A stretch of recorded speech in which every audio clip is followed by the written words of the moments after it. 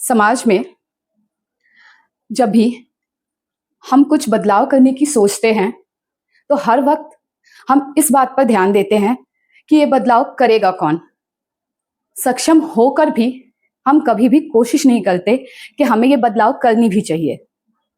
लेकिन जब चीजों को बदलने का पूरा जिम्मा कोई अपने कांधे पर लेकर अपने जीवन के 20 सालों से ज्यादा का सफर समाज सेवा में तय करते हैं तो वो बन जाते हैं हमारे खास आसपास में आने वाले एक ऐसी पर्सनैलिटी जिनके बारे में हम जानते तो बहुत कुछ हैं, लेकिन कुछ ऐसी बातें जो कभी बैठकर उनसे भी हम पूछ पाए, ये हमें मौका शायद ही कभी मिला था। मैं डॉक्टर बीना शर्मा आज खास हमारे आसपास अपने इस चैनल के माध्यम से आप सबको एक ऐसे ग्रेट पर्सनैलिटी से मिलाने जा रही हूं जिन्होंने सिर्फ बातों में बातें नहीं की बल्कि बात किए बगैर अपनी बातों से समाज के हर एक उस अनछुए चीजों को अपने काम से बदला है और एक ऐसी पहल जगाई है कि 20 साल के अंदर हजारों जिंदगियों को उन्होंने बदला है। तो आइए स्वागत करते हैं हमारे चैनल खास हमारे आसपास के ग्रेट पर्सनैलिटी से, हर्षल फाउंडेशन की फाउंडर रमा गोयल मैम से। नमस्कार। Thank you so much ma'am कि आज आपने अपना, कहते हैं ना, हमारे लिए सौभाग्य की बात है कि आपके समक्ष बैठकर आज हम आपने 20 सालों में जो समाज के लिए योगदान दिया है उसके बारे में हम कुछ डिस्कस करेंगे। आपको आपके काम से मुझे लगता है कि देहरादून में अगर समाज सेवा के फील्ड में जब कोई नाम लिया जाता है तो सबसे अग्रणीय श्रेणी पे रमा गोयल मैम का नाम आता है। जितने भी समाज सेवा के क्षेत्र में लोग हैं, जब भी हम उनसे मिलते हैं, कितने ही ग्रेट पर्सनैलिटी हैं, उनके नाम, उनके लिस्ट में जो सबसे प्रायोरिटी पे नाम आता है वो है मैम का। मैम, आपके बारे में मैंने जितना रिसर्च किया था वो तो मैंने बताया, लेकिन हमारे पॉडकास्ट पे आपकी जर्नी हम आपसे सुनना चाहेंगे। तो कैसे स्टार्ट हुई हर्षल फाउंडेशन की डिटेल, वो आप हमें बताइए प्लीज। बेसिकली जब मैं छोटी थी, बच्चा थी, तब भी जैसे हार्ट से बहुत सॉफ्ट थी, किसी को भी जरा भी तकलीफ में देखती थी तो लगता था मुझे उसकी मदद करनी है। उस समय इतना भी नहीं था कि मेरे पास उतने साधन है या नहीं है। फाइनेंशियल में अच्छी फैमिली से बिलोंग करती थी, लेकिन हर समय भागते रहो तो घर वाले भी परेशान हो जाते हैं। तो पर एक और भी चीज थी कि मेरे फैमिली में बहुत, कहना चाहिए, लोगों की बहुत भलाई की जाती थी, जिसको आज सोशल वर्क कहते हैं, पर उस समय हमारे घर में चलता था। तो वो देख के बड़ी हुई, दिल से इतनी ज्यादा थी कि अगर मान लो मेरा कोई काम है और उसी समय किसी ने मुझे बुला लिया तो मैं ये सोचती थी अपना काम तो मैं रात को कर लूंगी, किसी समय कर लूंगी, पहले मैं उसका काम करने जाती हूँ। फाइनेंशियली भी ये था, पता नहीं, मुझे ऐसा कभी नहीं लगा कि मेरे पास पैसे खत्म हो जाएंगे, क्या होगा। ये लगा मेरे पास पैसे, मेरे को हमेशा दूसरे का दुख बहुत ज्यादा लगा। ये लगा कि मैं इसको, अगर किसी को कोई दवाई चाहिए, कुछ चाहिए, मैं इसको खर्चा कर देती हूँ, किसी की फीस नहीं है। तो वो सब करते करते जैसे मैं बड़ी हुई, और जहां तक मैंने कभी नहीं सोचा था कि मेरा ऐसा कोई वो होगा। जैसे हर एक की तरह मैं भी चाहती थी पढ़ाई के कुछ आगे कोई वो किसी चीज में जाऊंगी जी, और गई भी थी। मैं ये भी नहीं कह सकती, बहुत लोगों को मालूम है कि मैं यहाँ आने से पहले जयपुर में थी, और जयपुर में मैं एक डिग्री कॉलेज में हेड डिपार्टमेंट थी कंप्यूटर साइंस की। और समाज सेवा का या लोगों के लिए भलाई करने का बहुत इतना ज्यादा सवार था मेरे बिल्कुल पास। बिल्कुल मैम, आपका जो 20 साल का सफर है वो देखकर 20 नहीं, मतलब 30 साल हो गए हैं मुझे। 30 साल? और 99 में मैंने रिजाइन किया था अपने जॉब से, और जो रिजाइन भी किया था वो इसी लिए किया था। उससे पहले एक मेरे साथ ट्रेजेडी जरूर हुई थी। मुझे बहुत रेयर होता है, स्टमक हेमरेज हो गया था। उसके बाद मैं जब बच गई, मतलब चांसेस कम थे, तो पता नहीं दिमाग में एक बात आ गया कि मेरा जन्म जो है वो ये जॉब वॉब ये सब करने के लिए नहीं हुआ ऐसी। और इसमें मैं ये कहूंगी, मेरे हस्बैंड का मुझे बहुत सपोर्ट रहा। मैंने उनको कहा कि आई वांट टू रिजाइन, तो उन्होंने, एक होता है भी सैलरी कार्य होती है, देखिए, क्योंकि हम सैलरी में थे और आप समझ सकते हो कि खर्चे वर्चे सब ऐसे ही चलते हैं, और मतलब फैमिली बैकग्राउंड बहुत अच्छा था सब तरह, पर मतलब हम दोनों के दोनों अच्छे स्वाभिमानी थे। ये नहीं चाहते थे अपने खर्चों के लिए कहीं से पैसे वैसे मांगे, अपने में हम चाहते थे। पर उन्होंने कहा कि नहीं, चॉइस इज योर्स, जो आप चाहो, मैं I will go with your decision. और इतना आसान भी नहीं था, 1 वीक लगा मुझे सोचने में, पर 1 वीक के बाद मैंने रिजाइन किया और वो दिन तो आज से मैंने पीछे मुड़ के नहीं देखा। मैम, अपनी रियल लाइफ में जिस काम से हमारा सब कुछ चल रहा है, उस काम को अगर कोई हमें एक दिन के लिए भी कहे कि आप इसे साइड में रखकर ये काम कर लीजिए, तो मुझे लगता है आम इंसान उस चीज को शायद 1000 बार सोचेगा। और अब मुझे लग रहा है कि आपका खास होना खास शायद पहले से लिखा हुआ था, और आपने तुरंत वो सारी चीजें छोड़कर जो आपके रोज की डेलीवुड में आती थी, आप इस क्षेत्र में आ गई, समाज को एक नई दिशा देने के क्षेत्र में आ गई। ये हम सबके लिए प्रेरणादायक मैम है, सच में। मैम, मैं आपसे जानना चाहूंगी कि हर्षल फाउंडेशन जो है अभी करंट में किन किन क्षेत्र में अपना काम कर रहे हैं? देखिए, मेन जो हमारा है वो है दिव्यांगों। ओके। तो हमने जब हर्षल फाउंडेशन में, जैसे दिव्यांगों का पहले हमें ये था कि इनको हाथ पांव लगाएं, आर्टिफिशियल जैसे जिनके कट गए हैं, तो उसके बाद इनको मेन स्ट्रीम से जोड़ा जाए। मतलब फिर उसके बाद लगा कि नहीं, इनको जो इनकी एपरेटर्स को जो भी सहायक उपकरण चाहिए, व्हीलचेयर, वो दे। उसके बाद लगा इनको कुछ बीमारियां होती है, और एक और है, ये तबका किसी भी फैमिली में है, इनको ना बड़ा नेग्लेक्टेड फील कराया जाता है। बिल्कुल बिल्कुल मैम। मतलब मैंने यहाँ देखा देहरादून में कुछ अच्छी फैमिली के भी हमारे पास आते हैं और वो अपने हाथ पांव लगवा के जाते हैं, तो उनको फैमिली से कोई बहुत सपोर्ट नहीं मिलता। तो इसी तरह चलती रही, फिर लगा इनको गवर्नमेंट स्कीम के साथ जोड़ा जाए, गवर्नमेंट स्कीम के साथ। फिर अब पिछले 4 साल से हम स्किल पर काम कर रहे हैं। तो एक तो हमारा मेन ये है। फिर मेंस्ट्रुअल हेल्थ एंड हाइजीन, और 2017 में वो भी हमारी जर्नी बहुत डिफिकल्ट और बहुत अजीब रही थी, क्योंकि एक टैबू था। आप देखिए, उस समय मैं खुद ड्राइव करती थी, मेरे पास कोई ड्राइवर वगैरह नहीं था, और मैंने सुबह घर के काम से फ्री होना और गाड़ी उठाना और एक इंटर कॉलेज में जाना। आप देखिए, लेडी प्रिंसिपल है, गर्ल्स स्कूल है, वहां भी इतना टैबू है कि वो बात करने को तैयार नहीं हो। कहते नहीं, हमें नहीं चाहिए आपकी मशीन, हमें हमारे पास है हमारे। तो मैंने, मतलब वो हमारा बड़ा, पर वो कहते हैं कि अगर आप पक्के उससे काम करो तो ईश्वर आपका साथ देता है। तो 2017 में जो पहली सैनिटरी नैपकिन वेंडिंग मशीन लगी थी, वो भी हर्षल फाउंडेशन ने लगाई थी। ओके, मतलब हर्षल फाउंडेशन जो है सैनिटरी नैपकिन जो है वो भी प्रोवाइड करवाता है, बनाता नहीं है। ओके। हम जो है, पहले था कि इनको मिल नहीं रही थे बच्चों को, कहाँ से लें, शर्म आती है ले। तो हमने स्कूल्स में सैनिटरी नैपकिन वेंडिंग मशीन लगा दी, जिससे कि वो उसमें कॉइन डालते हैं और उनको नैपकिन मिल जाता है। ओके।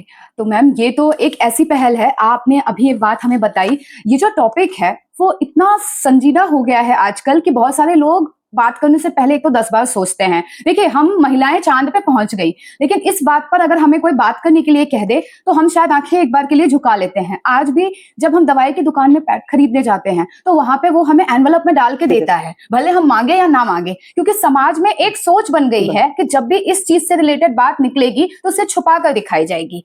मैम, आपने अभी बताया कि आप लोगों ने एक मशीन अरेंज किया हुआ है और स्कूल में जैसे कॉइन डाला और वो चीज आ जाती है। अभी इस बीच में बीते 6 महीनों में एक जो है शायद से डीएम ने बात निकाली थी कि हर स्कूल में जैसे टॉयलेट है वैसे ही फीमेल्स के लिए और गर्ल्स स्टूडेंट के लिए ये चीज प्रोवाइड रहेगी। तो इस टॉपिक पर क्या हर्षल फाउंडेशन ने कोई एक्शन लिया था? नहीं, अभी क्या है, देखिए डीएम ऑर्डर निकाल देता है, स्कूल वाले भी कहते हैं हम लगाएंगे जी। वो लगाएंगे, कब लगाएंगे उस पे वो इतनी अभी क्या उस तरह की सोच अभी हमारी नहीं बनी जी। गवर्नमेंट बहुत कुछ कर रही है जी मैम। जैसे मैं, ये हमारा प्रोजेक्ट में सक्सेसफुल किस तरह से हुआ था, हमने एक स्कूल की कुछ बच्चे अडॉप्ट किए हुए थे। उस स्कूल ने कहा, क्योंकि हम गर्ल एजुकेशन को भी बढ़ावा देते हैं जी मैम, तो उन्होंने कहा कि हाँ हमारे यहाँ लगा लीजिए। कैबिनेट मिनिस्टर रेखा आ रही थी, उस समय भी कैबिनेट मिनिस्टर थी, हमने उनको रिक्वेस्ट किया और वो उस प्रोजेक्ट में आ गई। ठीक है। और उसको मीडिया ने बड़ा हाई बना दिया। आप देखिए, मुझे कहते हुए बड़ा अजीब लगता है, एमकेपी स्कूल जैसा स्कूल जिन्होंने कि हमें मना कर दिया था कि हमें जरूरत नहीं है, जैसी पेपर में आता है, और ये शर्म की बात नहीं है रेखा जी के स्टेटमेंट। उसके बाद जिन स्कूलों ने मना करा था उन स्कूलों के भी हमारे पास फोन आते हैं कि आप हमारे यहाँ लगाने कब आ रहे हो। तो ये उससे क्या हुआ, बेसिकली मुझे जो लगता है लगाने से ज्यादा अवेयरनेस जरूरत है। बिल्कुल बिल्कुल मैम। तो वो एक हमारा बड़ा अच्छा रहा जी। एक हमारा और प्रोजेक्ट है, वो हमने कोविड के बाद से शुरू हुआ। कोविड में हमारे पास, क्योंकि हर्षल फाउंडेशन ने कोविड में बहुत दवाइयां हैं, जी राशन मैम, बहुत। हमने मैगजीन में, हमने न्यूज़पेपर में हसल फाउंडेशन की जितनी भी कंट्रीब्यूशन हुई उन बातों के आर्टिकल्स देखे हैं। अपना जो एक कहते हैं कि चरम पर जाकर आप लोगों ने काम किया है हर जरूरतमंद के लिए।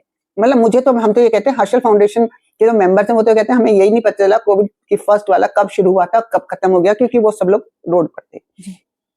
तो उसी समय हमारे पास कुछ लेडीज आई, क्योंकि कुछ की आपको पता था कैजुअलिटी हो गई थी और कुछ की जॉब चली गई थी। जी मैम। तो उन्होंने कहा आप सबके लिए करते हो, आपने हमारे लिए नहीं सोचा। तो और उन दिनों लेडीज ने घर में बहुत सारे काम, हैंडीक्राफ्ट के, कुकिंग में काफी काम शुरू कर दिए थे। तो हमने एक दून हर्षल बाजार लगाना शुरू किया, जी मैम। 2019 से शुरू किया। जी। और मुझे ये बताते हुए खुशी है कि हमारी कुछ महिलाएं जो जुड़ी थी, जो बहुत कम पैसे से जिन्होंने अपना 5-10, आज उनका टर्नओवर लाखों में है। और ये हम कंटिन्यू, और हमारे बीच वैसे भी आती हैं जी जो मैम। एंटरप्रेन्योर जो भी बात करती हैं, जी। तो उनको निस्वार्थ से ट्रेनिंग करानी है जो भी है, तो उसमें भी हम उनको सपोर्ट करते हैं। मैम अभी मई में भी हुआ था आपका मई में 2 और हुआ। 3। जी, तो ये साल में फिर आप एक बार ही रखती हैं या 6-6 महीने नहीं, में हम वगैरह में कुछ होता है? बेसिकली क्या है कि जो हमें होटल है, देखिए होटल कोई भी, उनके भी खर्चे होते हैं, जी। कोई फ्री नहीं मिलता। फ्री नहीं मिलता। और हमारे स्टॉल जो है वो नो प्रॉफिट नो लॉस पे रखते हैं। ओके। जो हमें होटल देता है उतने में। तो बाकी हम उसमें बहुत सारी एक्टिविटीज करते हैं। तो इस दून हासिल बाजार में हमारी मेहनत बहुत लगती है, प्लस कभी-कभी हमारे पास से भी पैसा लग जाता है। दून हसिल बाजार आज मैम यहाँ पर हम बैठ के डिस्कस कर रहे हैं। एक छोटी सी स्टोरी है खास हमारे आसपास की भी इसी चीज से रिलेटेड। आज से 2 साल पहले एज अ कस्टमर मैं मैम के यहाँ गई थी और मैंने देखा कि बहुत सारी महिलाएं वहां पर लगा रखा था, मतलब अलग अलग स्टॉल थे वहां पे। हमने काफी बात भी की, बहुत सारी चीजें भी खरीदी। मैंने अनिरुद्ध वहां पे कंपटीशन में करके आया। तो मैंने जो एक चीज गौर की मैम की, मैम जब कोई काम करती है, हसल फाउंडेशन जब अपना काम करता है तो end to toe to end, A to Z, हर एक काम में कुछ ना कुछ हर किसी को मिलता है। जब बच्चे आते हैं एज अ फैमिली, जब कोई इनरोल होता है हसल फाउंडेशन में रमा गोयल मैम के साथ में, तो मैंने देखा है कि बच्चों को मिला वो तो मिला, जो मम्मियां गई उन्होंने शॉपिंग की। और सबसे बड़ा जो मैम अपने फाउंडेशन की तरफ से करती हैं वो करती हैं कि लोगों की रोजी रोटी, लोगों का घर, लोगों की फैमिली चलती है उससे। और यहाँ पर एक पर्सन एक फैमिली को चला पाए वो संभव कर पाना लोहे के चने चबाने जैसे काम हो गए हैं। और इतने लोगों को जोड़ कर रखना, उनका व्यवसाय हैंडल करवाना, मैम आपके लिए एक क्लैपिंग। हमारे लिए सम्मान की बात है कि आज हम यहाँ पे बैठ के डिस्कस कर रहे हैं इस चीज को।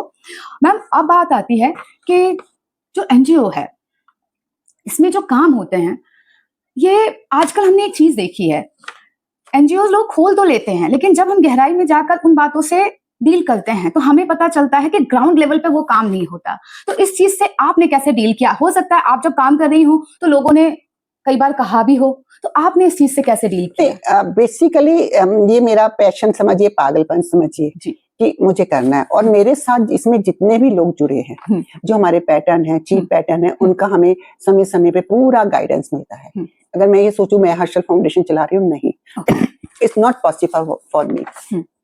तो हर्षल फाउंडेशन के जितने भी मेंबर्स हैं सारे डेडिकेटेड मेंबर्स हैं और सब दिल से काम करते हैं। और ऐसा नहीं है कि हमारे को, पर हम परवाह नहीं करते लोग क्या करते हैं, क्योंकि यहाँ मेरे को अपने मेरे हस्बैंड की बहुत चीजें मुझे सिखाकर गए हैं। उनका ये कहना था कि अगर आप किसी की लाइन काटने की जगह बराबर में उससे डबल लाइन खींच लो। बिल्कुल बिल्कुल, आज मैम ने एक ऐसी बात अपने इस वक्तव्य में कह दी कि हर वक्त हम इस सोच में लगे रहते हैं कि ये काम हो गया, अब इस काम का काट क्या है कि हम इससे आगे बढ़ें। लेकिन अगर उस काम को देखकर हम आगे उससे डबल कुछ कर लेते हैं, उस लाइन को काटे बगैर एक अपनी नई लाइन बना लेते हैं, तो हम ऑलरेडी आगे बढ़ जाते हैं। बगैर किसी को नीचे किए हुए भी जीवन में उठा जा सकता है। अगर ये बात हमें देखनी है, ये बात हमें सीखनी है, तो रमा गोयल मैम और उनके हसल फाउंडेशन से हम बिल्कुल सीख सकते हैं। मैम, वुमेन एम्पावरमेंट ये आज के टाइम पर रियल में एग्जिस्ट कर भी रहा है या सिर्फ सोशल मीडिया पर ये सारी चीजें चल रही हैं? देखिए, हमारी क्या रहा, कुछ मेल डोमिनेटेड सोसाइटी है, देखिए इसको हमें एक्सेप्ट करना पड़ेगा। जी मैम। महिलाएं हमारी बहुत नीचे थी, काफी ऊपर आई है। मैं ये नहीं कहूँ, बहुत चेंज आया है, ड्रास्टिक चेंज आया है। बिल्कुल बिल्कुल। लेकिन अभी बहुत की जरूरत है। अगर हम कहें कि हम टॉप पे पहुंच गए, नहीं, ये तो एक ऐसा है, सीढ़ी दर सीढ़ी आप चढ़ते जाए। क्योंकि अगर हम देखें तो हमारी महिलाएं पहले तो बहुत, अगर हम पुराना इतिहास देंगे, दुर्गा लक्ष्मीबाई पूरी हमारी, उसके बाद जो बीच में मोमडन्स का टाइम आया उसमें हमारी फीमेल्स को नीचे दबा दिया, उनको एक्सप्लॉइट भी किया, तो उसके बाद कुछ ऐसा वो बन गया, वो दब गई या दबा दिया गया। लेकिन अब जो है वो निकल रही है। अब काफी एजुकेशन का बड़ा अच्छा रोल रहा है और हर एक को एजुकेटेड होना चाहिए, मैं ऐसा मानती हूँ। और फाइनेंशियली इंडिपेंडेंट जब तक हमारी महिला नहीं होगी तो उसमें डिसीजन लेने की पावर नहीं आती। सेकेंड, एक कुछ हमारा ऐसा टैबू बन गया, घर में जो महिला काम करती है 24 घंटे, अगर हम वही काम बाहर से कराते हैं, कितने हजारों का काम होता है जिसको कि, लेकिन आज के दिन फिर फर्क आ रहा है, लोग वैल्यू समझने लगे कि होम मेकर का आ गया है कि भाई अगर एक दिन कुछ जगह हुआ, महिलाओं ने कहा कि आज हम एक दिन काम नहीं करते, तो उसी दिन पूरी सब कुछ हौच पौच हो गई। उसके लिए अगर आप एक आया रखते हैं, कुक रखते हैं, ये रखते हैं, इतना कुछ रखते हैं, तो भी आपका काम वो नहीं हो पाता है। नहीं। कहते हैं, एक लाइन है कि महिलाएं काम से निकलकर काम पर चलती हैं।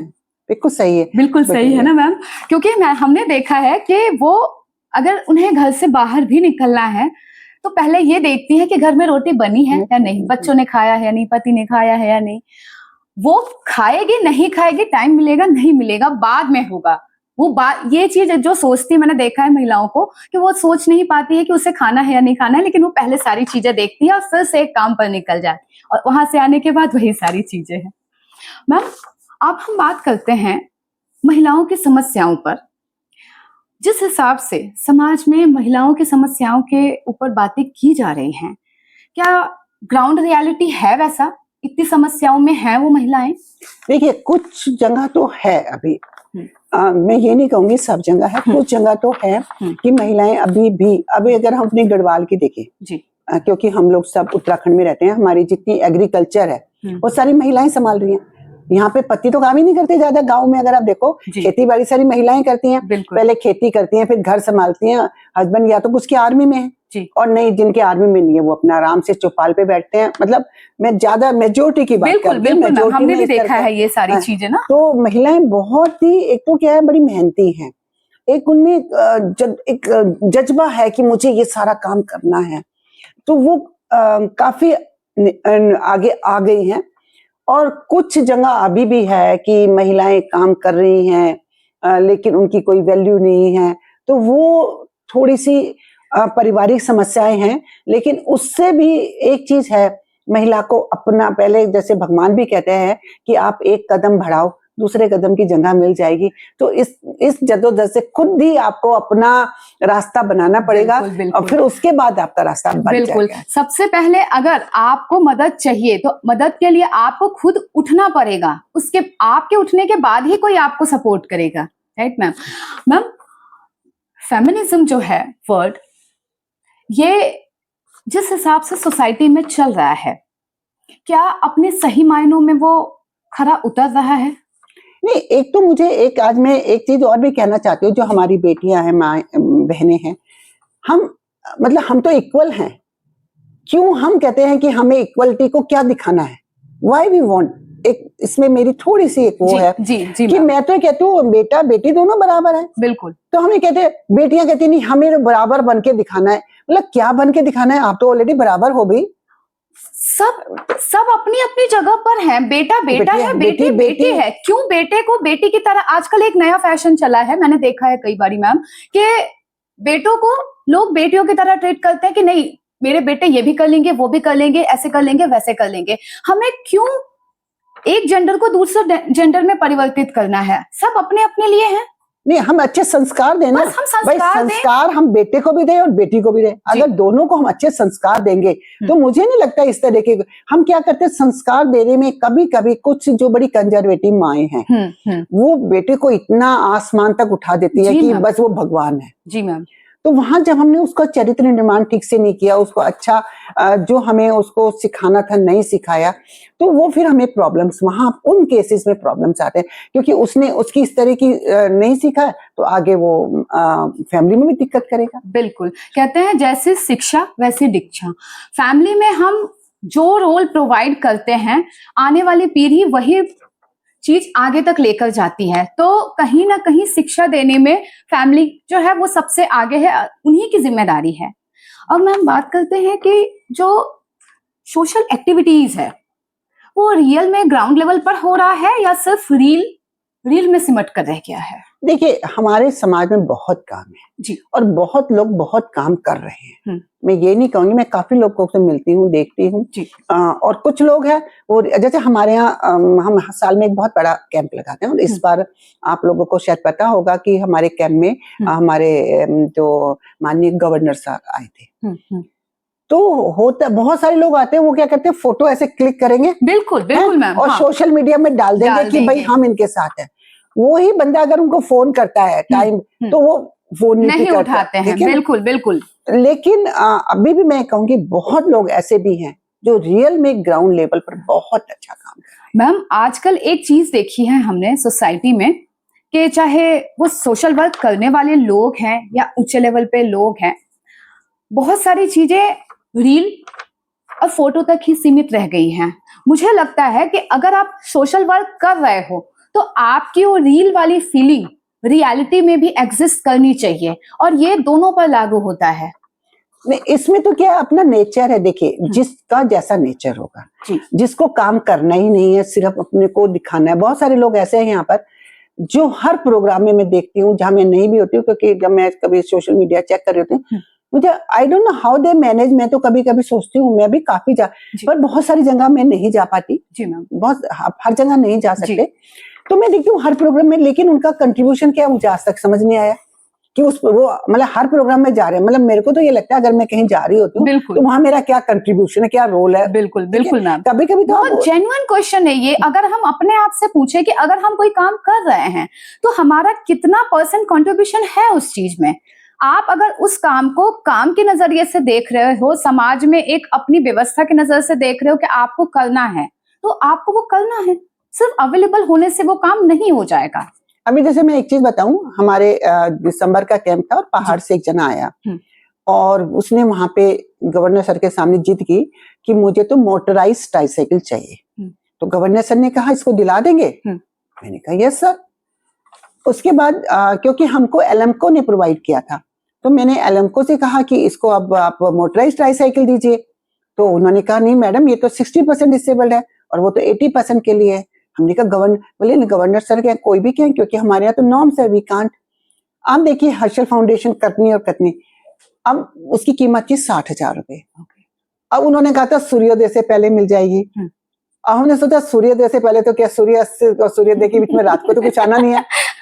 तो हमने और हमारी टीम ने 15 मिनट में ये डिसीजन लिया कि ये जब इसको कह दिया देंगे, तो आप देखिए पर्सनल खर्चे से 60,000 रुपए की उसको मोटराइज्ड ट्राइसाइकिल दिला के, उसकी फोटो भी गवर्नर हाउस भेज के कि हमने दिला दी है, तो हमने भेजा। तो ये है हर्षल फाउंडेशन के, इसमें एक एक मेंबर का योगदान। कथनी और करनी, इन दोनों में जब समानता आ जाए तो वो अपने आप में हर्षल फाउंडेशन बन जाता है।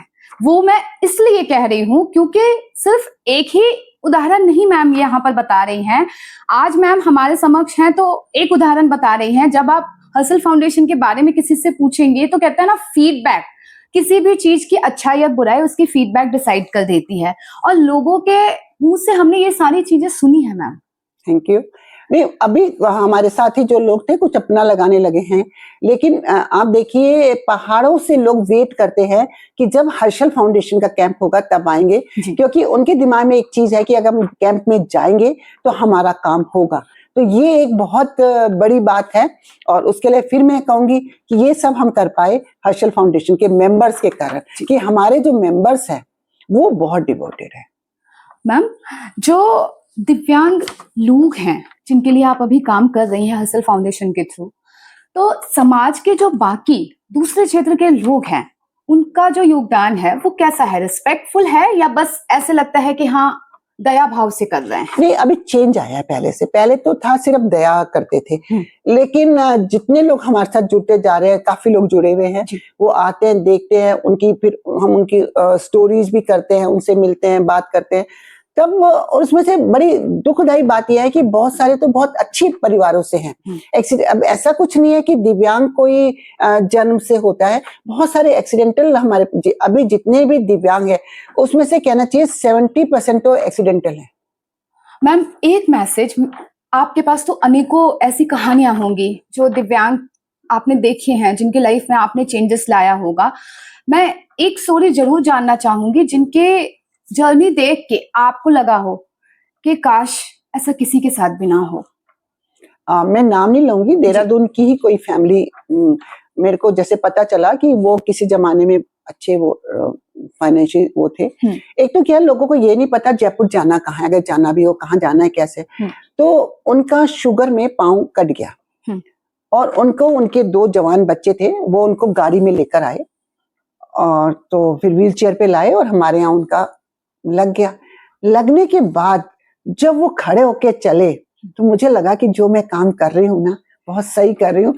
और उनकी वाइफ और बच्चे काफी बड़े थे और वो मेरे को जिस तरह से पाँव, तो मुझे बड़ा आई फेल्ट, अभी भी पहाड़ों से लोग आते हैं, कुछ तो मेरी एज से भी बड़े हैं जो मेरे पाँव छूना चाहते हैं, तो मुझे लगता है कि नहीं नहीं आप मतलब ये मत करो।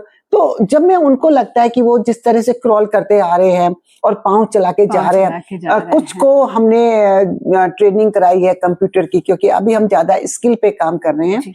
और देहरादून में पहली बार भारत सरकार का एक दिव्य कला मेला लगा था और आप जैसे उस कैसे मुझे नहीं पता, मैं तो कहती हूँ हमारा काम ही मेरी पहचान है। तो इस बार गवर्नमेंट ने हमें उसमें इनवाइट किया, हर्षल फाउंडेशन को भी एक स्टॉल मिला और हमारे जो दिव्यांग हैं जो काम कर रहे हैं उनको स्टॉल वहां पे बैठे और हमको बेस्ट आर्टिसन का अवार्ड मिला, बेस्ट इनोवेटिव प्रोडक्ट का। फर्स्ट ऑफ ऑल हमारे उन बच्चों को तो कोशिश मेरी है कि जो भी बच्चे हैं दिव्यांग हैं वो अपनी सम्मान पूर्वक जिंदगी जी पाए, मतलब मेरी दिली इच्छा है। और जब मैं देखती हूँ वो थोड़ा भी कुछ कर लेते हैं तो बहुत खुशी होती है। मैम गवर्नमेंट बहुत सारी स्कीम्स निकालती है महिलाओं को उनके व्यापार में मदद के लिए, लेकिन वो योगदान जो आ रहा है बाहर से, गवर्नमेंट से आ रहा है, वो महिलाओं तक नहीं पहुंच पाता। हर्षल फाउंडेशन क्या इस क्षेत्र में भी कोई काम नहीं, हम इस तरह के कुछ हम प्रोग्राम करते हैं जिसमें हम गवर्नमेंट ऑफिसर्स भी बुलाते हैं ताकि वो बताते हैं उनको कि क्या स्कीम है, कैसे है क्या। तो उसके बाद मैं देख रही हूँ अब पहले से बहुत बदल गया है, काफी सारे, एक तो गवर्नमेंट भी बहुत सारे इस तरह के प्रोग्राम्स कर रही है, कैंप लगा रही है, योजनाओं के बारे में बता रही है, तो वो लोगों तक अभी मैं ये तो नहीं कहती सारे पहुंच, लेकिन पहले से काफी चेंज है, काफी लोगों को मतलब पता चला है कि हम कैसे पैसा ले सकते हैं। जो MSME वाले से भी लोगों ने लिया है और जो मुद्रा से भी हमारे जानने वालों ने भी कई लड़कियों ने लिया है और वो अपना अच्छा व्यवसाय कर पा रही हैं। तो चेंजेस आ रहे हैं और मुझे लगता है कि इसी तरह से और थोड़े से काम करने पड़ेंगे, थोड़े अवेयरनेस के प्रोग्राम। मतलब मैं तो कहती हूँ थकना नहीं है। सर्वाइकल वैक्सीन, मैं एक चीज और बता दूं, सर्वाइकल कैंसर वैक्सीन पे हमने काम शुरू किया तो मेरे को ये था कि ये फ्री होना चाहिए। पंजाब में मुझे पता चला था फ्री है। आप देखिए इसके लिए मैं DM के पास गई, DG हेल्थ के पास गई, मतलब मैंने कोई छोड़ा नहीं जहां मैं लेटर लेकर नहीं की। उसके बाद मैंने PMO में और जहां जहां मैं कर सकती थी लेटर डाले और आज मुझे ये बताते बड़ी खुशी है, शायद आपने पेपर में पढ़ा होगा, आई वॉज वेरी हैप्पी कि ये गवर्नमेंट ने फ्री कर दिया है। कि अब क्या है, आज मैं पेपर में देख रही थी, अब उसके लिए भी हम अवेयरनेस शुरू करेंगे दोबारा से कि अभी टैबू बना हुआ है कि ये लगाए तो ये क्या सेफ है या नहीं है। जबकि मेरी डॉक्टर गर्ग हैं, उनसे बात हुई थी, उन्होंने अपने बच्चों को लगवाया है। सब इससे बड़ी बात कोई हो नहीं सकती कि अगर एक डॉक्टर स्पेशलिस्ट अपने बच्चों को लगवा रहा है, इट्स टोटली सेफ। तो अब आज ही मैंने पेपर में देखा, तो अब मैं सोच रही हूँ इस पर भी हम स्कूलों में जाके अवेयरनेस करेंगे ताकि हमारी बच्चियां इस चीज से सेफ हो सके। क्योंकि जो जिस प्रॉब्लम पर आप अभी काम कर रही हैं मैम, एक बीच में कुछ महीनों पहले काफी केसेस अचानक से आ गए, अचानक से ये बीमारी, आप कह सकते हैं कि दुर्भाग्यपूर्ण रहा वो समय, लाइमलाइट में आ गया। हर कोई गूगल पे, हर कोई उस चीज को सर्च कर रहा है कि वो बीमारी है क्या, और उसके लिए वैक्सीन के लिए अवेयरनेस फैलाना अपने आप में सराहनीय काम है। मैम हम और हमारी सोसाइटी जो अभी हर्षल फाउंडेशन से चाह रही है, वो ये चाह रही है कि महिलाएं जो हैं जिन्हें कुछ पता नहीं है कि कैसे वर्क स्टार्ट करें, कैसे एमएसएमई रजिस्टर करें, कैसे ऑनलाइन बिजनेस अपना बढ़ाएं, तो इन चीजों के क्षेत्र में क्या आने वाले समय में आप कोई नया ट्रेनिंग स्टार्ट करने वाली हैं? खास हमारे आसपास के थ्रू मेरा जो सबसे मेन वो ये था कि वुमेन एम्पावरमेंट सिर्फ हम शब्दों में बयां करके नहीं रह जाएं इस पॉडकास्ट में, आज हम यहाँ से कुछ नया लेकर जाएं। तो अभी कुछ नया होने वाला है? अभी पटेल नगर में मेरी बात हुई है किसी जी, से, हमने जी। कहा हमें जगह दे दे ताकि हम वहाँ पे, उधर अभी सेल्फ हेल्प ग्रुप नहीं बने हुए हैं, तो मैं चाह रही हूँ कि हम वहाँ पर सेल्फ हेल्प ग्रुप बनाएं जी। और साथ ही में वहाँ पे कुछ सेंटर्स, मेरा मन है स्टिचिंग सेंटर वगैरह खोलने की। जी। और हो सकता है कि बहुत जल्दी आपको इनवाइट करूं कि वहाँ पे कि जो महिलाएं हैं वो और उनको जो भी हम ट्रेनिंग भी देंगे that will be free of cost, उसमें हम कोई चार्ज नहीं करेंगे जी। और जब वो महिलाएं वहाँ आएंगी तो वो बताएंगी क्या करना चाहती है, उनको गवर्नमेंट की किस स्कीम से जुड़ना है, तो हम कंसर्न ऑफिसर के साथ भी उनकी मीटिंग कराएंगे। मैम, खास हमारे आसपास में हमेशा से हमारा एक ही एम रहा है कि हम कुछ नया समाज को दे पाए। आप ऑलरेडी इस फील्ड में मास्टर हैं, हमें इतना कुछ दे चुकी हैं, आज हम यहाँ बैठे हैं साथ में, तो मैं अपनी तरफ से एक छोटी सी रिक्वेस्ट रखना चाहूंगी हसल फाउंडेशन के पास कि जब भी आप कोई ट्रेनिंग सेंटर अरेंज करें, चाहे वो कॉस्ट हो या चाहे फ्री ऑफ कॉस्ट हो, उसमें ऑनलाइन बिजनेस कैसे आगे तक बढ़ता है, कैसे करना है, इस बात को थोड़ा सा हाईलाइट जरूर करें। क्योंकि मैंने देखा है लोग काम तो कर रहे हैं, वो घर तक सिमट कर रह जा रहे हैं। जब तक वो बाहर निकलेंगे नहीं, उन्हें कोई बताएगा नहीं, तो कैसे आगे बढ़ेंगे वो? नहीं, उसी के लिए एक तो ना हमारे पास जो अभी सबसे ज्यादा जो प्रॉब्लम आ रही है वो आ रही है जगह की। हमारे पास जगह नहीं है। जैसे हम दिव्यांगों को भी जो ट्रेनिंग कराते हैं वो जो गवर्नमेंट का ट्रेनिंग सेंटर है वहीं पर भेजते हैं, ठीक है। पीछे हमने एलईडी लाइट बनाने की दी थी, तो अब उनके पास भी स्पेस नहीं है। अभी हम जूट बैग बनाने की ट्रेनिंग देना चाह रहे थे, उसमें हम चाहते हैं दिव्यांगों को भी दे दें प्लस नॉर्मल लोगों को भी दे दें। तो अभी मैंने किसी से कहा है कि मुझे सरकार से, मतलब मैं ये नहीं चाहती, कह रही हूँ कि वो मेरा हमारे नाम ही लिख दे, अपनी जमीन हमें दे दे। हाँ, कम से कम आप इतना अच्छा काम कर रही है समाज में बदलाव लाने की, तो हमारे पास अभी सरकार की भी जिम्मेदारी बनती है। हमारे पास सिर्फ अभी एक ही प्रॉब्लम है कि हमारे पास जगह नहीं है। अगर जगह हो तो वहां पे हम ट्रेनिंग कराएंगे, और ट्रेनिंग कराएंगे तो नेचुरली जब सामने आएंगे फिर उसमें इश्यूज आते हैं, उनको क्या चाहिए, किस कंसर्न हो, क्योंकि गवर्नमेंट तो के पास स्कीम्स बहुत है और गवर्नमेंट बहुत कर भी रही है। मतलब मैं ये नहीं कहूंगी कि भाई गवर्नमेंट की तरफ, लेकिन बहुत सारी चीजें पता नहीं चल रही है, जो आपने कहा बहुत सही है। और ऑनलाइन काम में बहुत है, और अभी जिस तरह से युग है तो अभी ऑनलाइन का ही जाने वाला है, जिस तरह से समस्या आ रही है। ऑनलाइन बिजनेस का सबसे जो इम्पोर्टेंट रोल रहा है वो ये रहा है कि आपको आपके घर से ही आप अपनी चीजों को बहुत आगे तक ले जा सकते हो, लेकिन इसके लिए जरूरी है अवेयरनेस की। जब तक कोई कंसर्न पर्सन, मैं यहाँ पे कंसर्न पर्सन इसलिए कह रही हूँ क्योंकि आए दिन आपको इंस्टाग्राम फेसबुक पे रील मिल जाएंगी जहां पे ये अनेकों लेवल के बाबा आ जाते हैं, आप सोशल मीडिया बाबा इन्हें कह सकते हैं, जो आपको बिजनेस टिप्स दे सकते हैं। बेशक उनके खुद के बिजनेस ना चल रहे हों, लेकिन वो आपको बिजनेस टिप्स देंगे। लेकिन आज हम हसल फाउंडेशन के साथ डायरेक्ट बैठकर बात कर रहे हैं, मैम ने बनाया है, तो मुझे लगता है आज मैं बैठी हूँ यहाँ पर मैम के साथ में, आज हम यहाँ बैठकर बात कर रहे हैं, तो मुझे लगता है जब मैम जाएंगी, इस बात पर सोचेंगी, गौर करेंगी, तो आने वाले टाइम पर आपको एक सॉलिड प्लेस मिलेगा कि उन चीजों से रिलेटेड प्रॉब्लम वहां मैम जरूर सॉल्व करेंगी। तो बिल्कुल, आपसे मैंने कहा, जैसे मेरी एक बहुत है कि जो हमारी महिलाएं हैं, मैं बार बार कहती हूँ महिलाएं जो है सशक्त हैं, पर थोड़ी सी उनको अपनी पावर को, एनर्जी को समझने की जरूरत है और उसको सही तरह से चैनलाइज करने की जरूरत है। चैनलाइज करने में थोड़ा सा कई बार हम जैसे लोगों का सपोर्ट अगर मिल जाता है तो वो बेहतर तरीके से कर लेती हैं।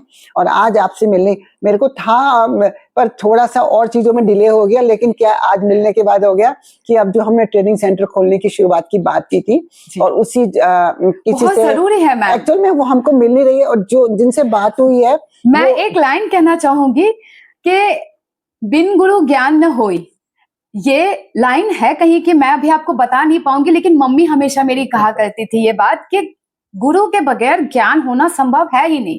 और हमारे जो गुरु हैं वो सिर्फ किताबी ज्ञान नहीं देते हैं, वो समाज से सारी चीजों को लेकर देते। तो आप सोचिए कि एक साथ उनके पास कितना ज्ञान होगा। अगर आपको लेने का कभी भी मौका मिलता है तो आप ये समझिए कि आप भाग्यवान हैं कि आपको मिल रहा। कई सारे लोग मैम ऐसे हैं जो चाहते तो हैं लेकिन उन्हें मिल नहीं पा रहा, हम वहां तक पहुंच नहीं पा रहे हैं। नहीं, मेरा इसीलिए है, जो हम बस्तियों में जाके सेंटर खोलने की बात जी। कर रहे हैं ना, वो इसीलिए कर रहे हैं जी कि जैसे मोदी जी भी कहते हैं, और जैसे कि भाई वो नहीं आ सकते तो हम तो जा सकते हैं ना। बिल्कुल बिल्कुल। भाई अगर बच्चे हाँ। क्योंकि मैंने एकल विद्यालय की भी, मैं गढ़वाल की रही हूँ, एकल मीन्स वन टीचर स्कूल। तो उसमें ये था कि जो बच्चे बहुत दूरस्थ गांव में है, वो पढ़ने, जहाँ पे स्कूल नहीं है या प्रॉपर नहीं चल रहे, जी। वो बच्चे पढ़ने नहीं आ सकते, लेकिन हम वहां जाके पढ़ा सकते हैं। बिल्कुल। सेम वे जो मेरा ट्रेनिंग सेंटर खोलने का भी जो है, वो मेरा है बस्ती के बीच में, कि जो बेचारी वो काम करती हैं, उसके बीच का जो उनका आफ्टरनून का टाइम होता है, उसमें हम उनको ट्रेनिंग दे। तो ये मेरा, इसीलिए मैं चाहती हूँ हमें बस्तियों में कहीं एक आधी जगह मिल जाए, तो हम वहां पे अलग अलग जगह खोल दें। मैम, एक हर कोई कहता है पैसा नहीं है, माइंडसेट। मैं आपसे एक बात पूछना चाहूंगी कि लोगों ने कहा है कि आजकल समाज में एक सोच बढ़ रही है, महिलाएं ही महिलाओं को पीछे करने में लगी हैं। आप क्या मानती हैं इसके बारे में? ऐसा कुछ नहीं है, ये गलत सोच है। देखिए, फिर मैं कहती हूँ मेल डोमिनेटेड सोसाइटी है, पुरुष भी तो पुरुष की टांग खींचते हैं, उनको तो हम कभी नहीं कहते।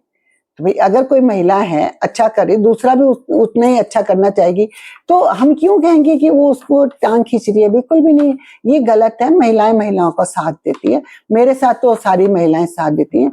और दूसरी बात है, जो कोई टांग खींचता है, हम परवाही नहीं करते, हम आगे बढ़ते चले जाते हैं, उसके हाथ कहाँ रह जाते हैं, हमारी तो दूसरी टांग आगे चलती चली जाती है। और माइंडसेट में मैं आज के बताऊं, मैं जिस फैमिली में पैदा हुई, बड़ी हुई, जहाँ, तो मैंने कभी, घर वालों ने कभी नहीं सोचा था कि मैं, क्योंकि मेरा माइंडसेट था इस दिशा में जाने का। जी मैम। मेरे फादर तो चाहते थे कि मैं बड़ी कंफर्टेबल जिंदगी जीऊं, क्योंकि मैं कहना चाहिए चांदी का चम्मच मुंह में लेके पैदा हुई थी। आप समझ लीजिए, पैदा हुई तो मैंने एक गाड़ी देखी अपने घर में, बड़ी हुई जैसे।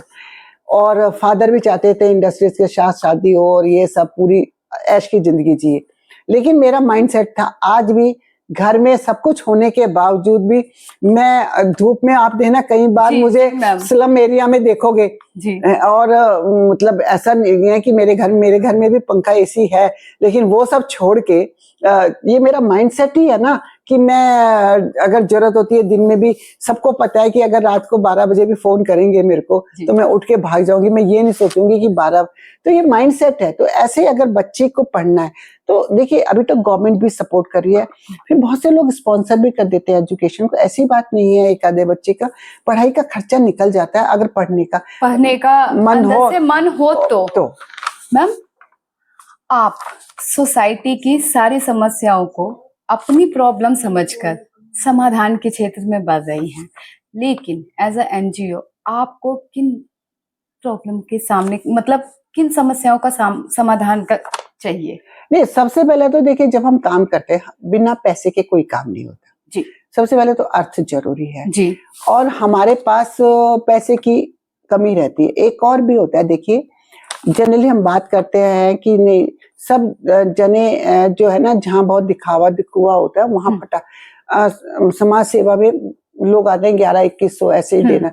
लेकिन फिर ईश्वर की कृपा है, कोई ना कोई हमारे यहाँ पैसे आ भी जाते हैं। हमारे इतने बड़े बड़े प्रोजेक्ट होते हैं, आज तक कोई नहीं कह सकता हमने किसी का पैसा नहीं दिया, तो सबके पैसे दिए भी जाते हैं। और वो भी तो समाज सेवी, कोई ना, ईश्वर किसी ना किसी रूप में किसी ना किसी से पैसा दिलवाता है, तो पूरे होते हैं। तो समस्याएं आती है, पैसों की आती है। थोड़ा सा एक और भी है, जब आप समाज सेवा के क्षेत्र में हैं और आपका पूरा ग्रुप है, तो आपको ग्रुप को भी अहमियत देनी चाहिए। अगर आज मैं यहाँ बैठी हूँ तो क्यों बैठी हूँ? क्योंकि मेरा ग्रुप मुझे सपोर्ट करता है। मैं कहूँ मैंने किया, मैं बार बार कहती हूँ, मैं I can't do that much work, अकेले से नहीं हो सकता। ये सोलो टीम वर्क, इसमें हमारे चीफ पैटर्न पूरी हमारी कार्यकारिणी, हमारे जनरल मेंबर, तो सबका, और कुछ हमारे ऐसे हैं कि जो अदृश्य रूप में साथ रहते हैं, ठीक है। तो उन सब का, तो हमें उनकी भावनाओं को भी ध्यान रखना पड़ता है। कई बार होता है, कुछ ऐसी चीजें होती हैं जो दूसरे जने कहते हैं ये काम करना है, तो सबकी भावनाओं को देख के भी अगर आपको कोई चीज करनी है, तो सबको, अगर हमें पता है इससे नुकसान होगा, तो उसके उनको नुकसान फायदे बता के, मतलब ये सोचो कि मैंने ये कर लिया, मैं ही कर रही हूँ, नहीं, वहां प्रॉब्लम। अभी मैं एक बहुत बड़े साइंटिस्ट से मिली पिछले हफ्ते में, वो बोले कि तुम्हारी 25 साल से तुम हर्षल फाउंडेशन चल रही है। ऐसे ना चल रही है, मैं कहा मैं नहीं चला रही, मेंबर चला रहे। तो बोले कि हमने भी 5 लोगों ने शुरू की थी और 50 उस जमाने में 50,000 तो बहुत बड़ा अमाउंट होता था, और उसके इंटरेस्ट से, पर वो हमारी चल नहीं पाई, फिर हम अलग हो गए। तो आई डोंट नो कैसे हुआ, पर हमारी चल रही है। एक तो हमारे पास ईश्वर की कृपा है जी मैम। और सब जितने भी लोग कर रहे हैं वो निस्वार्थ भाव से सेवा कर रहे मैम, सोसाइटी सच में प्रोग्रेसिव हो रही है या सिर्फ नाम में दर्ज होकर रह गई है? हैं। इसमें भी ना बड़ा विरोधाभास मैं कहूंगी। जी। कुछ जगह तो वाकई लग रहा है, वाकई जमीन, जैसे मैं तो जमीनी स्तर के काम देखती हूँ, तो काफी अच्छा इम्प्रूवमेंट हुआ है, कर रहे। और कुछ तो ये जो अब सोशल मीडिया का जमाना है, तो ये रील और ये तो चलते ही रहेंगे, उसमें चाहे वो गंगा किनारे में चाहे वो जान चली जाए, लेकिन हमने तो रील ही बनाना है, तो वो अलग चीज है, उसके लिए आप कुछ नहीं कह सकते। वो हमेशा रहा है, रहेगा और ऐसे ही चलता रहेगा। लेकिन बहुत जमीनी स्तर पर भी काफी चेंजेज आए हैं, काफी इम्प्रूवमेंट हुए हैं, और इस तरह से। मैम, आपने इतना सारा काम कर दिया समाज में, क्या आपको कभी ऐसा लगा कि जो आपने जितना किया है सबके लिए, उसका आपको रिटर्न मिला है? नहीं, बेसिकली मैंने कोई रिटर्न के लिए काम नहीं किया। नहीं, ये मेरा एक पैशन था। आपका पैशन, मुझे ऐसा लगता है कि जैसे जब संविधान बन रहा था तो उसमें पहले अधिकार बने, फिर उसके बाद जिम्मेदारियां बनी, और एक लाइन जुड़ी कि जो अधिकार हैं वो खोखली रह जाती है जब तक जिम्मेदारियां नहीं दी जाती हैं। सोसाइटी में अगर बहुत सारी अच्छी चीजें इसलिए भी नहीं हो पाती कि हम उन अच्छी चीजों का सम्मान उस लेवल पे नहीं करते जो उन्हें सामने से मिलना चाहिए और लोगों को करना चाहिए। मैं इसलिए ये क्वेश्चन अराइज कर रही हूं मैम कि कुछ लोग समझ रहे हैं अच्छा, लेकिन दिल से उस चीज को सपोर्ट नहीं कर रहे हैं। तो वो उनकी मेंटलिटी है, इसके लिए हमें क्यों परेशान हो रहा, हमें तो काम ही करना है। बिल्कुल मैम। मतलब एक बहुत सिंपल सी बात है कि अगर मैं मुझे खुशी मिलती है, ये मतलब मैंने कई बार खुद भी सोचती हूँ, मैं कोई दवाई नहीं खा के सोती, आराम से बिना किसी, मेरे को कोई बीपी नहीं है, शुगर नहीं है, थायराइड नहीं है, क्योंकि मैं सोचती नहीं, मेरे को दिमाग में है काम करना है। अभी डॉक्टर के पास गई तो बोले सबसे अच्छी बात है, बोले आप बीपी, मैंने बोला नहीं जी, बोले थायराइड, बोले आज के जमाने में ये चीजें ना हो। तो मैंने कहा ये ऊपर वाले की और जिनके लिए काम करते हैं उनकी दुआएं। देखिए, मैं जिनके लिए काम करती हूँ, जिस तबके के लिए काम करती हूँ, उनकी दुआएं मेरे साथ है, इससे बड़ी कोई बात नहीं है। और मैं ये कहूंगी गवर्नमेंट ने भी कामों को सराहा है कि महिला आयोग से भी सम्मान हो चुका है। मतलब अगर हम गवर्नमेंट की बात करें तो महिला आयोग से भी हो चुका है, बाल आयोग से भी हो चुका है, और एक समाज कल्याण का, क्योंकि हम दिव्यांग, उनसे भी हमारे को अवार्ड मिल चुका है। तो हमें जो राज्य के भी हैं तो राज्य के भी हमें, और मुख्यमंत्री जी ने काफी बार सम्मानित किया है काम। और मैं तो कहती हूँ ये काम मेरा या हर्षल, ये तो जो है हमारे कामों के लिए है कि जो काम करे जिनसे लोगों को फायदा हुआ। तो इसलिए, और कौन क्या कर रहा, कौन क्या सोच रहा, ये उनकी सोच है, ये हमारी सोच नहीं है। हमारी तो है कि हमें करते जब तक जिंदा है करते जाना है, करते जाना है। मैम, एक आखिरी सवाल आपसे कि रमा गोयल मैम को हम समाज सेवा की केंद्र बिंदु मान सकते हैं आज की डेट में, लेकिन अगर उन्हें सच में जानना है जिन पहलुओं से हम अवेयर नहीं हैं, तो वो ऐसी एक कौन सी बिंदु है? नहीं, मेरी तो बहुत ही ओपन हॉबी है, वो है प्लांटेशन। अब तो मेरी मतलब लाइफ बहुत अच्छी चल रही थी, लेकिन मेरे साथ एक हुआ कि 1.5 साल पहले मेरे हस्बैंड चले गए, तो वो मेरी जिंदगी का सबसे खराब एक वो रहा। लेकिन उसके लिए भी कहूंगी कि मेरे हस्बैंड जो है, जिन लोगों ने देखा है, वो मेरे हस्बैंड में नहीं मानती थी। ही वॉज मेरे मेंटर, समझो गुरु मानो। मतलब आज अगर मैं यहाँ तक पहुंची हूँ तो ये उन्हीं के कारण पहुंची हूँ। तो उनके जाने के बाद चीजें बहुत बिखर गई थी, मैं आपको बताऊं।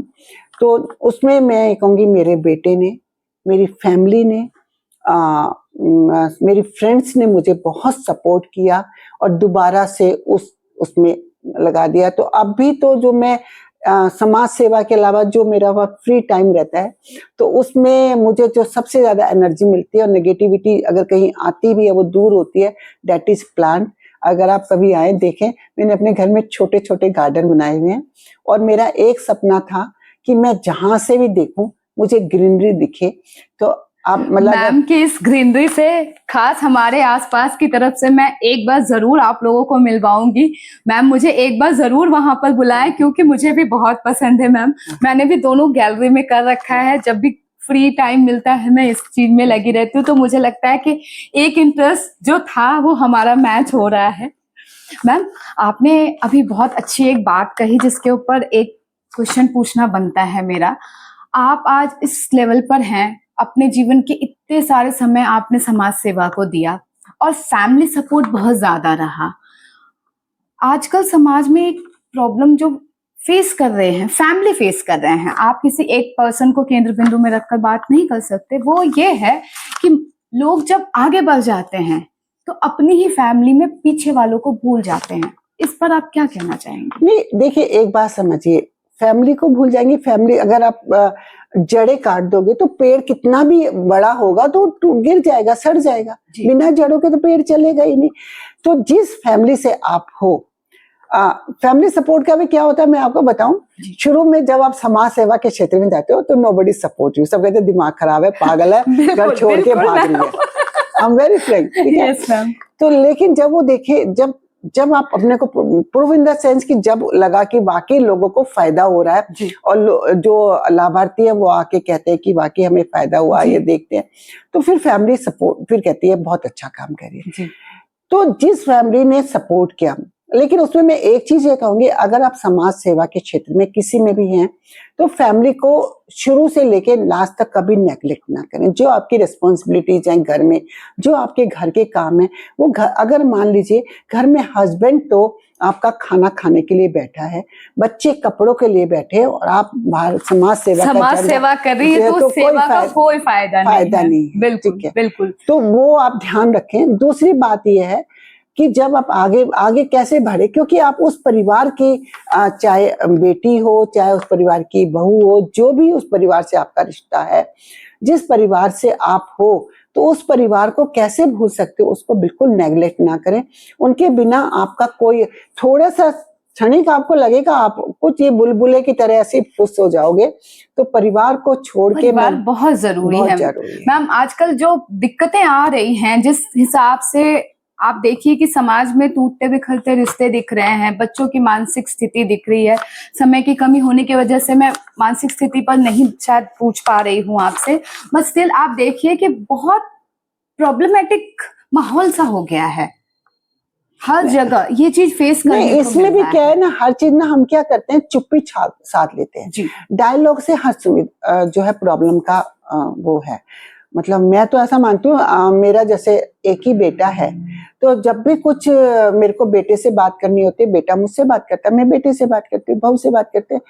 तो अगर कोई प्रॉब्लम है, जब तक हम बात ही नहीं करेंगे तो सॉल्यूशन कैसे निकलेगा। ऐसे फैमिली में भी है, अगर हो सकता है हमारी बात घर में किसी को बुरी लगे, हमने अनजाने में कोई ऐसा काम किया जो उनको बुरा लग गया, तो जब तक हम बात ही नहीं करेंगे, और वो फिर क्या होता है, पहले वो छोटी सी चीज होती है जो हमें उनको बुरी लगी या हमें किसी की बुरी लगी, वो इतनी होते होते होते फिर वो उसके ऊपर ना, जो उसने ऐसे कहा, चाहे किसी उससे कहा होगा लेकिन लगा ऐसे कहा, तो वो करते करते इतना बड़ा, और जब अगर उसको छाड़ो तो उसमें कुछ भी नहीं निकलता। तो मैं तो बार बार फिर मेरे को वही होता है, बार बार अपने हस्बैंड की, ये मेरे हस्बैंड की, वो कहते थे हमेशा कोई बात है तो डायलॉग बंद नहीं होना चाहिए और आपस में बात करो, उस चीज का समाधान करो। और हम बच्चों के साथ भी जो समस्याएं आ रही हैं, जो इधर से हम बच्चों की बात नहीं करते, उनकी मन स्थिति नहीं देखते। कई बार एक चीज मैं जरूर कहूंगी, बच्चे जब बड़े हो रहे होते हैं, आजकल जो सोशल मीडिया और इस सब का जमाना है, तो हमारे बच्चे को थोड़ा जल्दी बड़े हो जा रहे हैं। पहले जो बच्चे 15-16 साल में बड़े होते थे, वो आज 8-9 साल में हो जा रहे हैं। आजकल आप एक चीज देखिए, जो सबसे मेजर इशू है वो ये है कि बाल मनोविकृति बहुत ज्यादा हो गई है सोसाइटी में। हर बच्चा किसी न किसी तरह की मानसिक विकृति से परेशान है। नहीं, उसका कारण क्या है, देखिए हर एक समय क्या होता है, हर बच्चे की जिंदगी में एक ऐसे कुछ समस्या आती है और वो अपनी माँ, सबसे क्लोज उसको माँ नजर आती है, माँ से शेयर करना चाहता है। अब माँ मान लीजिए जॉब में है, जॉब उसकी जरूरत है माँ, तो वो शाम को आके बच्चे की पहले बात सुने।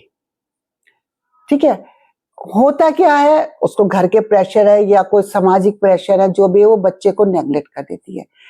तो बच्चा जब माँ से अपनी कोई भी बात हुई है उसकी, अब गुड टच बैड टच या जिस तरह की, या मन में उसकी कोई बात आई है, वो उस समय लगता है मैं शेयर स्कूल से घर आके सबसे पहले उसे माँ से शेयर करना है। अब माँ अगर नहीं सुनती, एक दिन निकल जाता, तो बच्चा फिर दूसरा कंधा ढूंढता है। देखिए, बातें माँ से भी करती है। जब माँ अवेलेबल नहीं हुई तो बच्चे ने दूसरा कंधा ढूंढा। पहले तो घर में क्या होता था, जॉइंट फैमिली होती थी, बुआ दादी सब होते थे, तो बच्चा क्लोज होता था, उनसे अपनी मन की बात शेयर कर। अब वो चीजें नहीं रही, या अगर जिनकी रहती भी है जॉइंट फैमिली, तो मैंने देखा इतना क्लोजनेस नहीं है दादी से। जहाँ है वहां तो ठीक है, जहाँ नहीं है तो बच्चा क्या होता है, वो दूसरा कंधा, अब वो दूसरा कंधा वहीं से जो वो विकृति और वो गलत दिशाओं में चलना शुरू हो जाता है। जी मैम, खास हमारे आसपास हमारे इस चैनल पर आकर आज आपको कैसा लगा? बहुत अच्छा लगा मुझे तो आपके साथ बात करते हुए, और मैं हो सकता है कुछ अपनी धुन में, क्योंकि मैं कभी भी मैं बहुत, मुझे लगता है कि मुझे एडिटिंग में बहुत ज्यादा प्रॉब्लम आने वाली है, वो इसलिए कि इस समय में आपने एक एक वर्ड, एक एक शब्द जो भी कहा है वो हर किसी के लिए इम्पोर्टेंट है। मैं पूरी कोशिश करूंगी कि मैम के हर बात की एक एक करके सारी वीडियो आप तक पहुंचाऊं। मैम के हर एक व्यू से आपका परिचित होना, आप ये समझिए कि आने वाले 1 साल में जितनी उन्नति हो सकती है समाज की, उससे कहीं ज्यादा होगी। तो मेरा भरसक यही प्रयास रहेगा कि आपने जितनी बातें खास हमारे आसपास पर शेयर की हैं वो मैं सब तक पहुंचाऊं, और उम्मीद है कि आने वाले टाइम पे उसका असर आपको दिखेगा और आपको लगेगा कि हमने जो समय बिताया वो बहुत ही सुंदर था। मुझे बहुत अच्छा लगा, और मैं कभी कोई तैयारी से नहीं आती, आपने देखा होगा, कोई कागज पर कुछ नहीं, बड़े इनफॉर्मल, जो मन मेरे हमेशा जो दिल में है, मैं किसी के साथ भी ना ऐसे अगर गले मिलती हूँ तो दिल से मिलती हूँ, और कभी कोई ये नहीं सुनेगा कि मैंने उसके लिए बाहर कोई बात की, क्योंकि मुझे कभी कहीं नजर नहीं आती किसी, और मुझे वो बहुत अजीब लगता है कि हम गले मिल रहे हैं और पीछे से बैक बाइटिंग कर रहे हैं। छोटी सी जिंदगी है यार, पता ही नहीं ये जो सांस जा रहा है ये लौट के भी आएगा। अगले पल में जो सांस हम आज ले रहे हैं, इस पल में ले रहे हैं, वो अगले पल हम ले भी पाए या नहीं हमें वो भी पता नहीं होता, लेकिन फिर भी स्टिल लोग करते हैं। धीरे धीरे समझ रहे लोग और समझेंगे। जी, उम्मीद है कि आज खास हमारे आसपास में हसल फाउंडेशन की फाउंडर रमा गोयल मैम से हमने जितनी बातें सीखी हैं वो अपने जीवन में जरूर उतारने की कोशिश करें। अगले एपिसोड में मिलेंगे एक और नए पर्सनैलिटी के साथ, सक्सेस स्टोरी, इंस्पिरेशन, इन्हीं सब चीजों के साथ। तब तक के लिए अलविदा, नमस्कार।